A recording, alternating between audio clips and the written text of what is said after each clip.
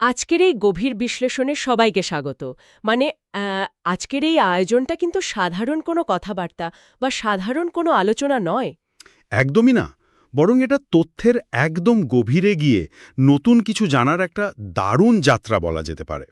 ঠিক, যারা আসলে খুব দ্রুত অথচ নিখুঁতভাবে নতুন জ্ঞান অর্জন করতে চান বা তথ্যের ভারে ক্লান্ত না হয়ে ওই যে একটা আহা মুহূর্ত আছে না, ওই মুহূর্তগুলো সন্ধান করেন, আজকের এই বিশ্লেষণটা ঠিক তাদের জন্যই। হ্যাঁ, এবং আজকের সোর্স ম্যাটেরিয়ালটাও কিন্তু অত্যন্ত আকর্ষণীয়। জর্ডান বি পিটারসনের বিখ্যাত বই beyond order 12 more rules for life. হ্যাঁ, এই বইটা নিয়েই আজ আমরা কথা বলবো। তো আমাদের আজকের উদ্দেশ্যটা খুব পরিষ্কার। এই সোর্স থেকে, মানে এই বইয়ের পাতা থেকে জীবনের শৃঙ্খলা, তারপর বিশৃঙ্খলা, দায়িত্ব এবং অর্থ খুঁজে পাওয়ার কিছু দারুণ রত্ন আমরা বের করে আনব। আর এই সোর্স নিয়ে কাজ করার সবচেয়ে মজার দিকটা হচ্ছে এখানে শুধু কি করতে হবে তার কোনো তালিকা ধরিয়ে দেওয়া হয়নি, বরং মানব জীবনের জটিল মনস্তত্ত্বের গভীরে গিয়ে বিশ্লেষণ করা হয়েছে যে আমরা প্রতিদিন যা করি তা আসলে কেন করি। এই করার চেষ্টা করব যাতে বোঝা যায় প্রাচীন মিথ থেকে শুরু করে আধুনিক সাইকোলজি কিভাবে আমাদের দৈনন্দিন জীবনের সাথে যুক্ত। তো মূল আলোচনায় যাওয়ার আগে আমি একটু অন্য একটা দিকে আলোকপাত করতে চাই। হ্যাঁ, নিশ্চয়ই। সোর্স থেকে জানা যায় যে এই বইটির শুরুর দিকের একটা খুব ব্যক্তিগত এবং মর্মস্পর্শী প্রেক্ষাপট আছে, যেটা না জানলে পুরো বইয়ের অন্তর্নিহিত অর্থ বোঝাটা আসলে বেশ কঠিন। হ্যাঁ, আমি ওই জায়গাটা পড়ছিলাম। মানে কোভিড-19 মহামারীর ওই ভয়াবহ দিনগুলোতে বইটা লেখা। আর সে সময় লেখক নিজে চরম পারিবারিক ও স্বাস্থ্যগত সংকটের মধ্যে দিয়ে যাচ্ছিলেন। ঠিক, তার স্ত্রীর অত্যন্ত বিরল এবং মারাত্মক এক ক্যান্সার ধরা পড়ে, মেয়ের পায়ে জটিল সার্জারি হয়। আর এর মধ্যেই তো লেখক নিজে বেনজোডায়াজেপিন নামের একটা ওষুধের তীব্র পার্শ্ব প্রতিক্রিয়ায় ভুগছিলেন। পরিস্থিতি এতটাই ভয়াবহ রূপ নেয় যে রাশিয়ায় চিকিৎসার সময় তাকে কোমায় চলে যেতে হয়।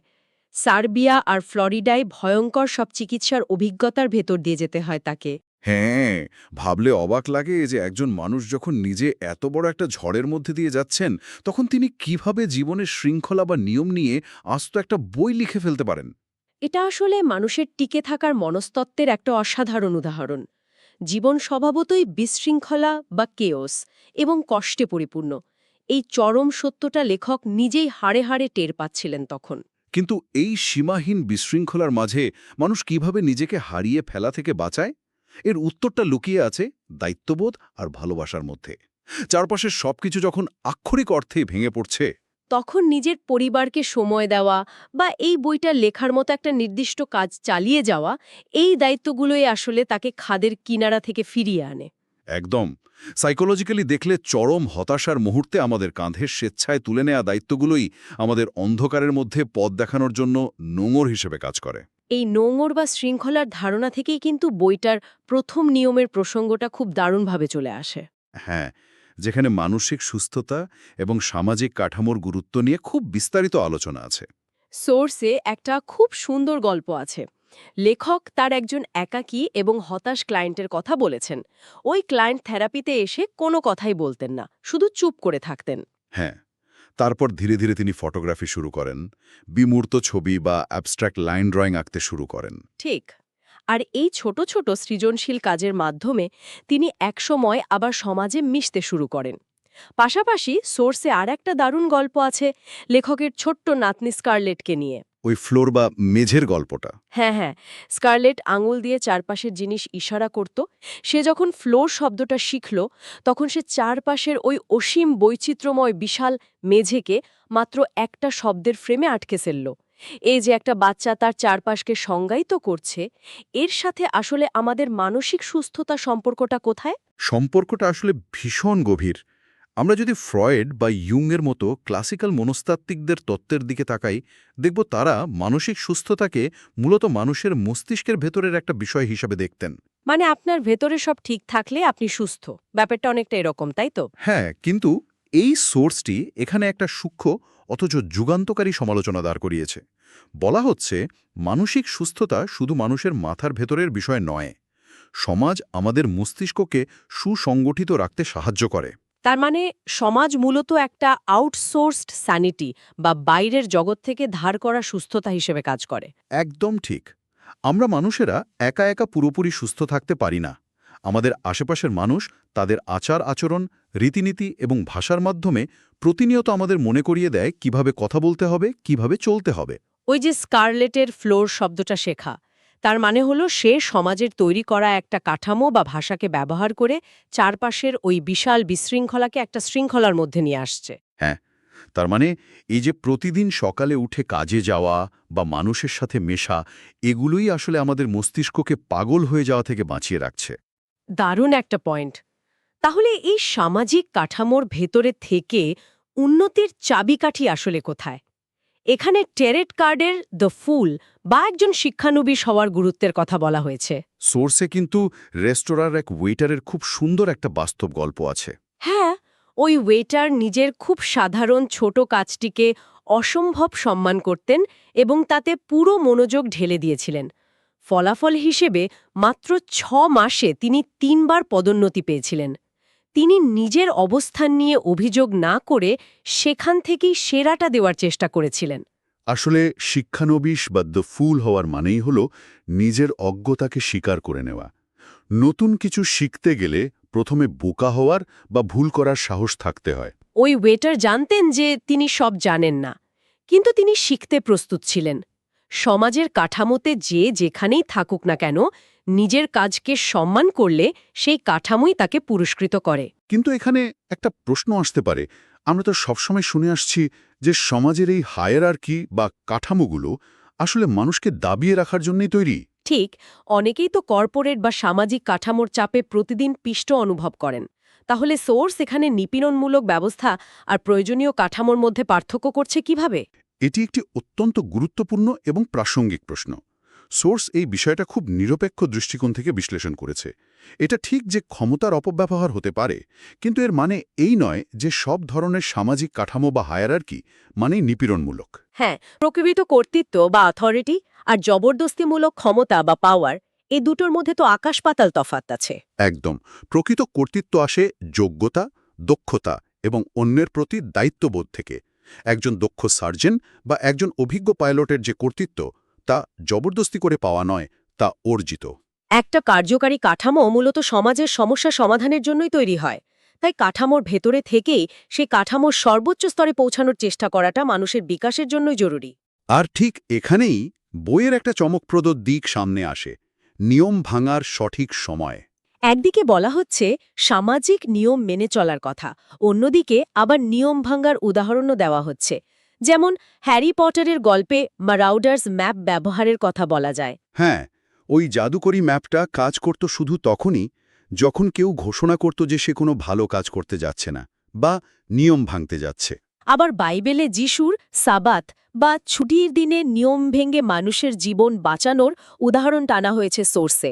কারণ বৃহত্তর মঙ্গলের জন্য নিয়ম তখনই ভাঙা যায় যখন কেউ সেই নিয়মের অন্তর্নিহিত অর্থ সম্পূর্ণভাবে বোঝেন এবং মন থেকে তাকে শ্রদ্ধা করেন।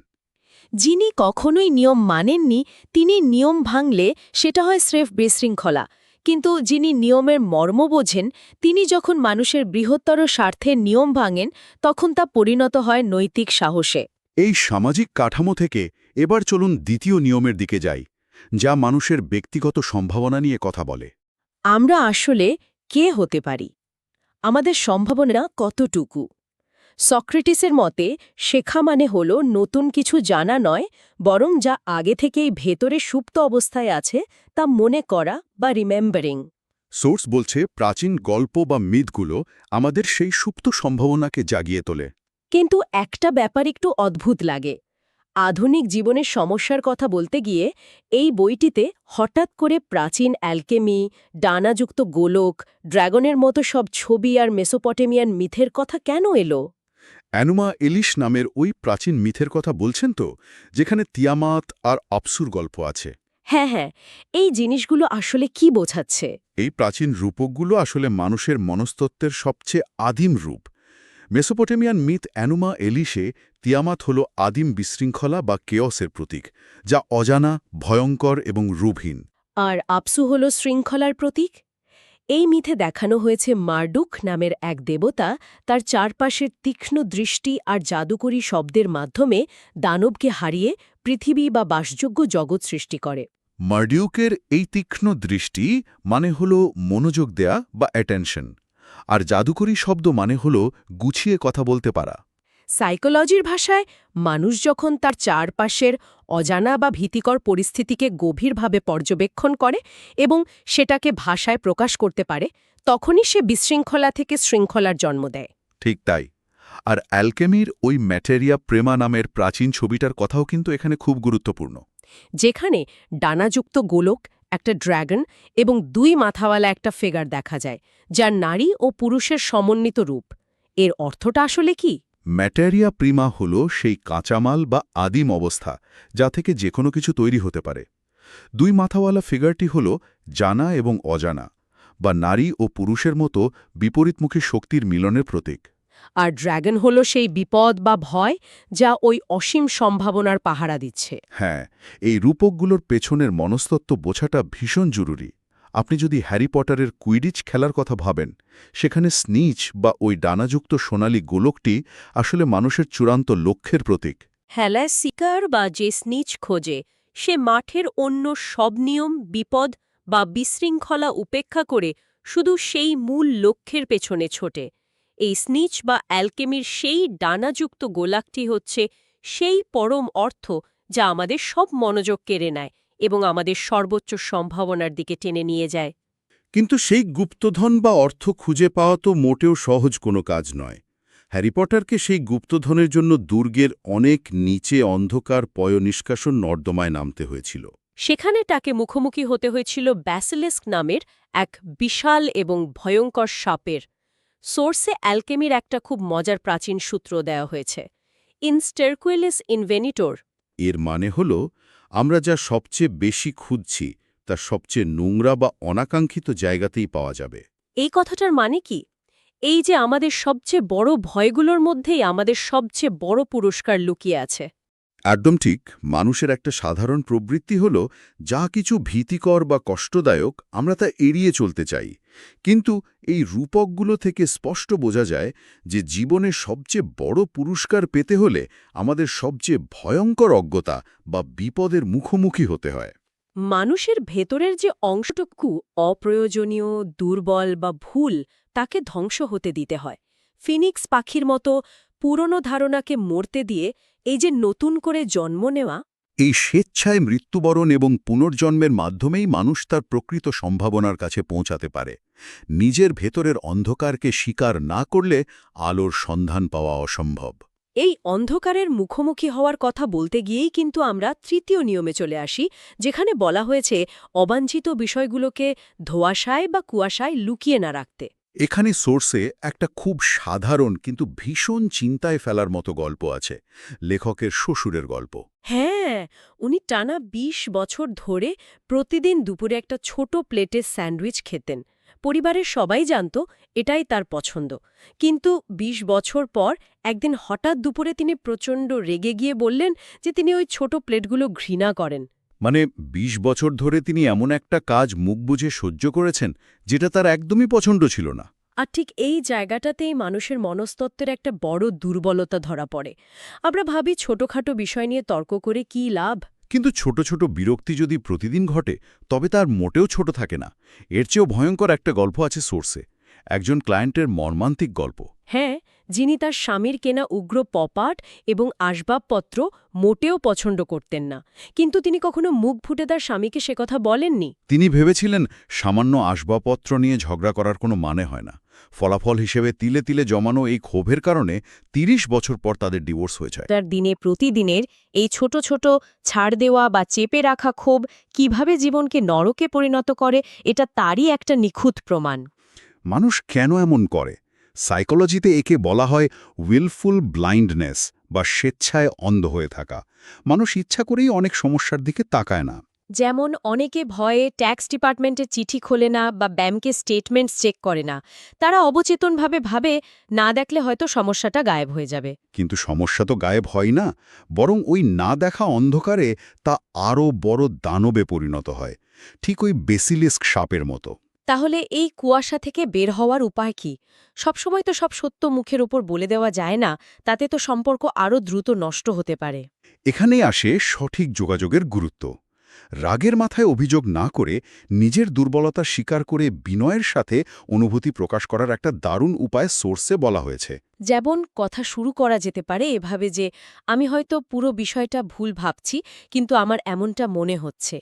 এই যে কুয়াশা বা ধোঁয়াশায় লুকিয়ে থাকা তীক্ষ্ণ পাথরগুলোকে না দেখার ভান করে এড়িয়ে যাওয়া, তার চেয়ে সেগুলোকে চিহ্নিত করে ফেলা অনেক বেশি নিরাপদ। যখনই আমরা কোনো সমস্যাকে ভাষায় রূপ দিই, তখন সেই অসীম ভীতিকর সমস্যাটি একটা নির্দিষ্ট সীমানায় চলে আসে এবং তাকে সমাধান করা সম্ভব হয়। এই যে সমস্যাকে চিহ্নিত করা এবং তার সমাধান করার দায়িত্ব নেওয়া, এটাই আসলে আমাদের চতুর্থ নিয়মের মূল কথা। সোর্সে বলা হয়েছে, যেখানে দায়িত্ব এড়িয়ে যাওয়া হয় ঠিক সেখানেই সুযোগ লুকিয়ে থাকে। কাজের জায়গায় কিভাবে নিজেকে অপরিহার্য করে তোলা যায় তার খুব সুন্দর একটা উদাহরণ আছে। খুব সহজ একটা ট্রিক বলা যায়। অফিসে বা পরিবারে যে কাজগুলো অন্য কেউ করতে চায় না বা দিনের পর দিন ফেলে রাখে, সেই বিরক্তিকর কাজগুলো নিজের কাঁধে তুলে নেওয়া। এটা আসলে শুধু ক্যারিয়ারের কোনো সাধারণ হ্যাক নয়, এর পেছনে একটা গভীর দার্শনিক দৃষ্টিভঙ্গি রয়েছে। বৌদ্ধ ধর্মে দুঃখ বা যন্ত্রণার একটা চমৎকার রূপক আছে। গরুর গাড়ির চাকার গর্ত যদি ঠিক কেন্দ্রে না থাকে, তাহলে চাকাটি ঠিকমতো ঘোরে না, ফলে পুরো যাত্রাটি মারাত্মক যন্ত্রণাদায়ক হয়। আমাদের জীবনও ঠিক সেরকম। আবার গ্রিক শব্দ হামারটিয়া এর অর্থ হল তীরন্দাজের লক্ষ্যভ্রষ্ট হওয়া বা পাপ। জীবনে যদি কোনো সুনির্দিষ্ট লক্ষ্য না থাকে বা আমরা যদি নিষ্ক্রিয় বসে থাকি, তবে সেটাই জীবনের সবচেয়ে বড় ভুল বা হামারটিয়া। বিখ্যাত গায়ক টম ওয়েটসের একটা গানের লাইন সোর্সে উল্লেখ করা হয়েছে, যা এখানে খুব প্রাসঙ্গিক। You must risk something that matters. অর্থাৎ জীবনে অর্থপূর্ণ কিছু পেতে হলে এমন কিছুর ঝুঁকি নিতে হবে যার আসলেই কোনো মূল্য আছে। আর এই ঝুঁকি না নেওয়ার পরিণতি বোঝাতে গিয়েই পিটার প্যান সিন্ড্রোমের কথা আসে, যা আমার কাছে অত্যন্ত আকর্ষণীয় লেগেছে। পিটার প্যান হল সেই জাদুকরী চরিত্র যে আকাশে উঠতে পারে, যার কোনো নিয়ম মানতে হয় না। সে হল অসীম সম্ভাবনার প্রতীক।